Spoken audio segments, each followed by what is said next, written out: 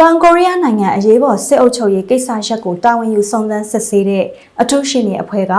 သမ္မတဟောင်းရွန်းဆက်ယူကိုပြည်ရင်းစုပူတောင်းညှက်မှုမှာပါဝင်ပတ်သက်မှုနဲ့တေတံပေးဖို့တရားရုံးမှာဇန်နဝါရီ23ရက်ညနေပိုင်းကတောင်းဆိုခဲ့ပါတယ်။အဆိုပါအမှုမှာ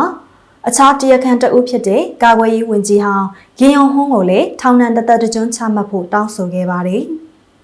ပြည်ရင်းစုပူတောင်းညှက်မှုမှာပါဝင်ပတ်သက်မှုနဲ့ရွန်းဆက်ယူစတဲ့လူပုဂ္ဂိုလ်၈ဦးရဲ့အပိသက်ကြားနာမှုကိုဇန်နဝါရီ23ရက်ကစိုးဗဟိုခရိုင်တရားရုံးရှိအမှတ်419ခုံရုံးမှာပြန်လည်စတင်ခဲ့ပါတယ်။ရွန်းဆက်ယူရဲ့တပ်တွေအထောက်အထားတွေပြန်လည်သုံးသပ်စစ်ဆေးခြင်းလုပ်ငန်းစဉ်ဟာ17နာရီဇက်တိုက်ကြာမြင့်ခဲ့ပြီးအဲဒီနောက်တရားလိုရှိနေဘက်က၎င်းရဲ့သဘောထားထင်မြင်ချက်တွေကိုတင်ပြပြီးပြည်ထန်ချမှတ်ဖို့အကြံပြုချက်တွေပေးခဲ့ပါတယ်။အဲဒီအမှုရဲ့အပိသက်ကြားနာမှုလုပ်ငန်းစဉ်ကိုခုလ9ရက်မှာပြီးမြောက်ဖို့စီစဉ်ထားပေမဲ့လည်းအဲဒီနေ့ကတပ်တွေအထောက်အထားတွေပြန်လည်သုံးသပ်စစ်ဆေးခြင်းလုပ်ငန်းစဉ်ကိုဥစွာလှုပ်ဆောင်ခဲ့တဲ့ရေယုံဝင်းရဲ့ရှိနေက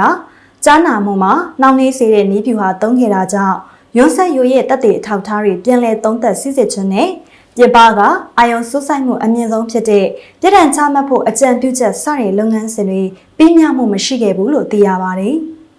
အဲဒီနောက်မှာတော့တရားရုံးကအပိသက်ကြားနာမှုကိုဇန်နဝါရီ23ရက်မှာဆက်လက်လှုပ်ဆောင်မှုကြီးညာခဲ့တာဖြစ်ပါတယ်။စိုးဗဟိုခရိုင်တရားရုံးရှိအမှတ်419ခုံရုံးမှာ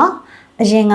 ချွန်ဒူးဝမ်ရိုတေဝူလီညောင်ဘတ်ပေါကွန်ဟေးစတဲ့တောင်ကိုရီးယားသမ္မတဟောင်း၄ဦးရဲ့သက်ဆိုင်ရာအမှုတွေကိုစီရင်ဆုံးဖြတ်ခဲ့မှုပေမဲ့လည်းရွန်းဆက်ယူဟာ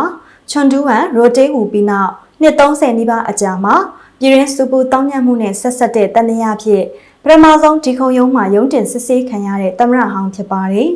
။ဒီအမှုရဲ့ပထမအကြိမ်ကြားနာမှုအဆုံးဖြတ်ကိုဖေဖော်ဝါရီလမကုန်ခင်ကြေညာမှာဖြစ်တယ်လို့သိရပါတယ်။